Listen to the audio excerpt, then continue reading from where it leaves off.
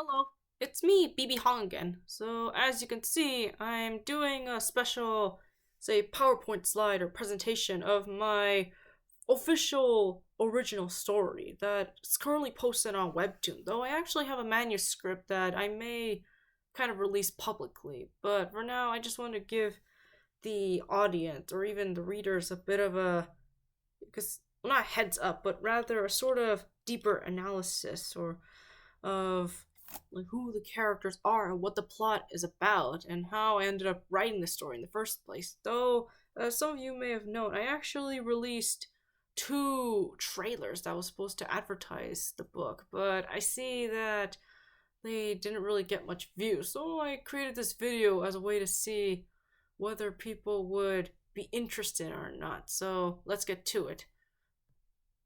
The inspiration for my story actually came from two specific sources, like namely Asterix and Sun, along with an old story that I read known as La Friend, which I actually read in my English class, or one of my English classes during my time in university, as that particular story stuck out to me, and in fact was actually the place or the story that I learned the word brocade from, as a brocade was a special fabric that nobles would wear, and as a result, like I thought it'd be interesting to use that as a way to foreshadow the characters or at least the titular baby's origin, which I will get into later.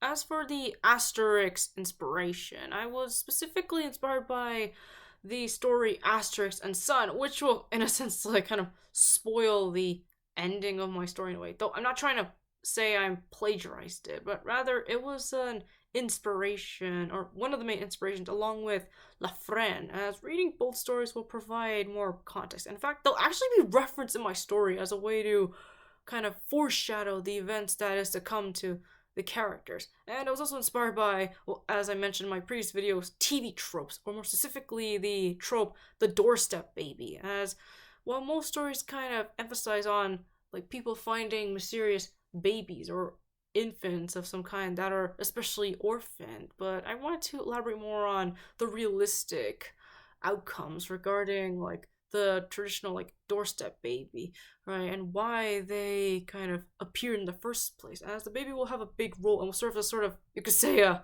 MacGuffin kind of character, or even a living plot device, as his presence in the story will lead to a lot of spoilers that is to come for the characters, especially once the darker half of the story begins, as the first half is lighter and focuses on the baby being raised by the family, whereas the second half will lead to a lot of kind of dark secrets being revealed to some of the characters. Now, as for the character designs and their references, like I want to make a list or at least include some details about said characters in general. Like, for example, Timotheus Blumenthal, who is the main protagonist of the story, as well as the, you could say, the foster brother of the titular baby. He is, like, I pictured him as resembling Ushio from Ushio Totora, along with elements of Ippo from Hajime no Ippo and Taiju from Dr. Stone, as I kind of imagine them as having like anime or manga like art styles, as my story along with various others will have elements of like art styles or character designs that are inspired by both anime and western kind of comics or cartoons, right, which I will elaborate more in another video. And Timotheus, he's sort of the main protagonist of the story, as he's the one that finds the titular baby on his family's front porch, and he becomes almost immediately attached to the baby to the point where it becomes a somewhat, well, not really a problem, but it does give some insight regarding his mental health, as there are some, well, let's just say like Timotheus and along with his family went through a dark time in their past, which is another reason as to why they end up adopting the baby, though that will be elaborate more on like once you read the story. As for the titular baby himself, whose name is Ambroa, as like that's the only spoiler I will give, where I pictured him as resembling Kazuma and Takuma from Gakko and Babysitters, and well, baby Aria from the anime movie Makia when the Promised Flower blooms. They're both very cute infants, and I wanted to add elements of their, you could say, their cuteness or their adorableness in the story because, well, I mean, let's face it, like everyone becomes almost attached to the baby. Well, almost everyone, as the villains in my story, who I can't really say due to spoilers, will obviously not want the baby, or at least they don't want the baby alive. So yeah, that's the only thing I can talk about. And as for the past of baby Ambra, like who he is and where he came from is like left deliberately unknown, as all I can say is that he was actually sent to the Blumenthal family because it was the only way to save him from a certain threat that would have endangered both him and his family, or at least his birth family's life. But unfortunately, as I mentioned before, in the dark half of the story, things don't really go easy for anyone in general. And as for the other characters, like say Audrey LaRue, who is like she's the childhood friend of Timotheus and is, you could say, one of the deuteragonists or even a tritagonist, as she shares some of the focus of the story. Though her role is to basically serve as both like a close friend and even a love interest, as like she and Timotheus care about each other very much, but because they known each other for years, they end up being somewhat attached to each other in more ways than one, though that will be elaborated more on. And as for her character design, I'd imagine her as having blonde hair and blue eyes, kind of like Chitoge from Nisekoi, Minako from Sailor Moon, and Winry from Fullmetal Alchemist, as she'll have elements of their appearance and personality traits. And I'd imagine her wearing a red bow similar to Chitoge and Minako as a way to hold her hair or at least decorate herself.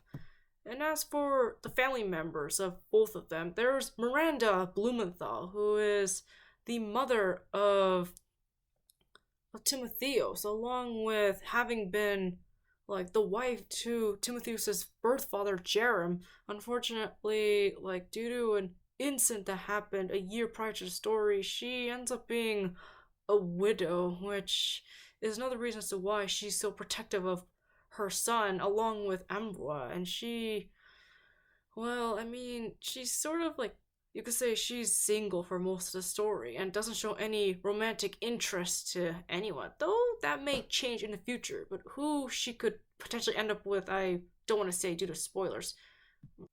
For her character design, I'd imagine her as mainly resembling Dr. Mrs. the Monarch from Venture Bros, of all things. I know it sounds kind of silly, but I don't know. I just felt that her character design kind of influenced my character, or at least like what she could potentially look like. But she'll have elements of Lisa from Ponyo and Tomoko from JoJo's Bizarre Adventure, or more specifically from the Diamond is Unbreakable series, as I thought it'd be appropriate to feature those two female characters, as they're both like single mother, or well, Lisa herself is married, but she's sort of in an estranged relationship with her husband because he's often sailing and never really comes home for like his family a lot. Where Tomoko, she herself was in a relationship with someone, but was sort of abandoned by them. As well, I mean, you'd have to read her. You have to read Diamonds Unbreakable to know more about it, and that's all I'm gonna say.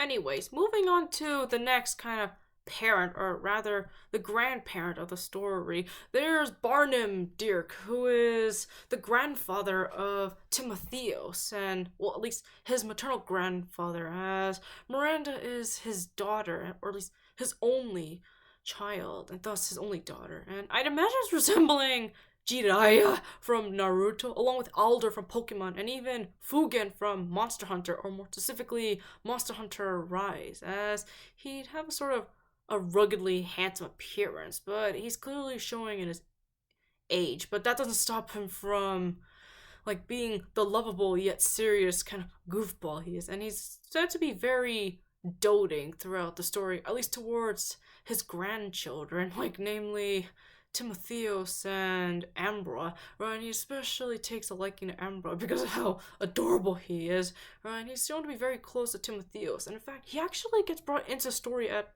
like in the very first chapter because Timotheus and his mother like went through a really bad time, and as a result, he was there to help make them happy again, or at least help them deal with the loss that they both suffered from.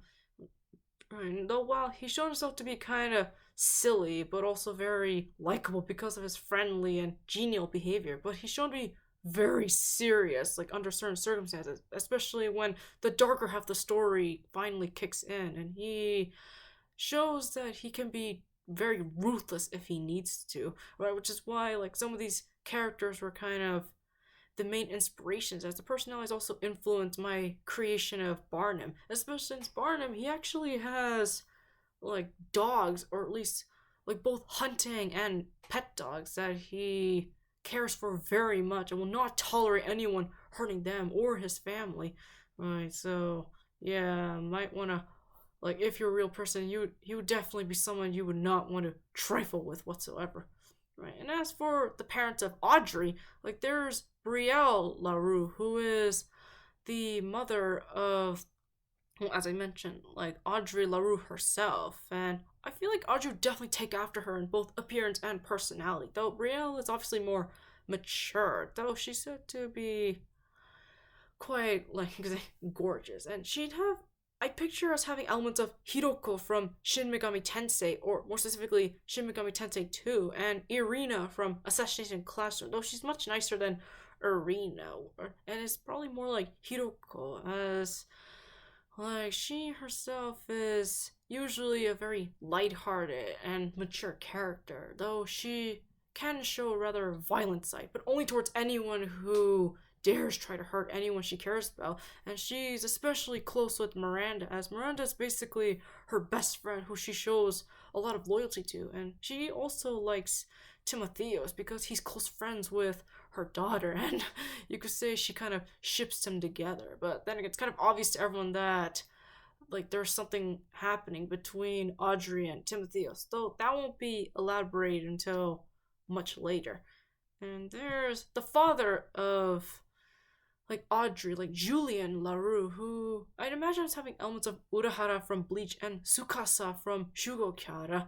Like, as he would probably be blonde, but it'll be more sandy, kind of, you could say, dirty blonde hair. And you could say I guess he probably has a bit of like pretty boy elements compared to Barnum's like rugged masculine appearance. Though, like Julian is showing himself to be pretty manly at times, especially near the end, where he makes some very courageous sacrifices. Though what happens, I can't tell you because it would ruin the plot and spoil too much. Right, and speaking of like sacrifices, there's another character who ends up joining the main story, or at least the group, like namely Elio, who is, yeah, as you can tell from the character design inspirations, like, he is a hitman, though he's shown himself to be a, you could say, a hitman with a heart, or a heroic hitman in this case. And while he has no problem killing people, but he certainly will not target innocent lives, as even as like a certain sniper would say, he is a professional, and professionals have standards. And in this case, Elios has a very strong moral compass that prompts him to aid the family. The why he does is, well, that's a bit of a spoiler, but let's just say he's inspired by Jigen from Lupin the Third, along with elements of John Wick from the John Wick series. And of course, there's Kiritsugu from Fate Zero, as they are all, like, all three of them are basically assassins or hitmen, but they have moral compasses, though they kind of vary in their morality. But nonetheless, they are shown to be good, or at least decent people at heart, who will never harm innocent people, because that's just not their style. And as for some minor character or supporting characters, there's Dr. Fuse from like who resides in the same area that the characters live, and his name, well, I mean, his full name, I haven't really stated because he's mostly called Dr. Fuchs by the other character, though his main inspiration is Dr. like Rusty Venture from Venture Bros, thus making the second character inspired by a Venture Bros character, along with Dr. Emil Hamilton from the DC anime universe, although he has a much bigger moral compass compared to either of them, as they're both rather shady. Whereas Dr. Fuchs, he's a genuinely good doctor who takes his duty seriously. And in fact, Miranda herself actually works for him at a clinic that's located in the place that they reside in. And then there's Charlotte, who's also a supporting character, though she's very minor. And I imagine her as resembling Shinobu from JoJo's Bizarre Adventure. And she, like Tomoko, also appears in the Diamond Unbreakable story, though she has a slightly minor role compared to the other characters. And I imagine Charlotte as looking like Beth from Shin Megami Tensei, or the second game like Hiroko. Right, and Charlotte, she doesn't really do much in the story, but she is an associate and another friend of Miranda's who also helps her, at least like when the second half of the story begins. Though other than that, she doesn't really appear much. But don't worry, her actions are quite pivotal. In fact, they sort of foreshadow the events of what's gonna happen, at least in a way. Right? And as for Ambrose's mother, whose name is unknown, at least until like one reads the story, where I'd imagine her as having blonde hair and brown eyes similar to her son Ambra, and though she abandoned him in the care of the Blumenthals, she did it for a good reason, which will be revealed like in the second darker half, as I'd imagine her as resembling Maetel from Galaxy Express 99 or 999, along with Julia from Cowboy Bebop, as they're both mysterious women who tend to wander around while hiding secrets from their dark past, though they're shown to be benevolent. And Ambrose's mother is definitely a benevolent or a heroic character, you could say, as she had her reasons for leaving Ambra in the care of the Blumenthals, which will be explained in the second half, especially when she finally appears near the end. Though how is, well, a spoiler, so I can't say it. Like, there's a lot of spoilers that I want to tell, but I can't for the sake of story, as I would like for people to find it for themselves, and I can only give tidbits on what will happen to the characters. And as for the setting, it takes place in a fictional town that I created, but the setting as a whole is Belgium, right? And I imagine it's taking place in the Walloon region, yeah, because most of the characters are French, though the Blumenthals themselves are German, but because like German people do live in Belgium, and right, so in this case, the Blumenthals, they speak French and German and are fluent in both languages, though like the story's in English to make things easier for the character, though you have to imagine what they would sound like in their native languages. And the time period is 1987, because I feel like the 80s was when a lot of crazy things happened, and especially since the 80s is considered a revolutionary yet gritty time period, and especially since the story kind of takes a darker turn, like I mentioned, at least in the second half, or at least somewhere around chapter 10, because my story will at least be 20 chapters, which is kind of short for an original novel, which I hope will probably be in hardcover or at least physical copies one day. But for now, I kind of have it as an online web novel, which I'll actually provide the link for anyone who's interested. Right, so overall, that's the main kind of setting of the story, along with the like who the characters are and what impact they'll have on the story. Though all I can say is that it's going to be a sort of combination of different genres, such as like family drama with bits of romance and slice of life elements, while also having elements of thriller, or even, well, especially the crime thriller, and maybe even like action, especially once Elio himself shows up in the story. Though what role he'll play is, well, I'll leave that up to you to decide, or at least discover for yourself. And so, alright, and for my next video, I'm actually planning to talk about my first official fanfic story, or my first fanfic story, namely Disney's Encanto x Coco Forgive But Never Forget, where it's basically, well, the premise is what if Mirabel did not reconcile with Alma at the end of the movie, but decided to run away and ended up in not only the land of the dead, where she meets the characters from Coco, but she ends up in Santa Cecilia, where she meets Miguel and the Riveras. And how will this kind of drastically change the story? And what will happen to the characters? And will Mirabel restore the miracle like she did in the original story, or will something else happen? Right? Because in my story, I want to do a bit of like world building while also doing a crossover. Because I mentioned in my story, or no, sorry, my previous videos that I really liked crossovers or the idea of crossovers, and I wanted to do something like this, especially since a lot of fans liked both Encanto X Coco because they're one of the few Disney movies to focus on Hispanic or Latin American characters. But like in the case of Coco, it's technically Pixar, but at this point it's like under Disney's label. So what can you do? Other than that, thanks for watching my video and listening to my, you could say, ramblings. I mean, that is why I call myself, or at least my channel, Rando Rambler, because I thought it'd be very fitting. I like to ramble on a bunch of things while also being random when it comes to certain subjects. Hence why my random things I like to talk about video. So, yeah, if you like to read the story, like click the link down below in the description if you can, or at least if you have access to it. But other than that, thank you for like listening, and I hope to bring you more information or content regarding my stories, especially my future stories, both original and fan made.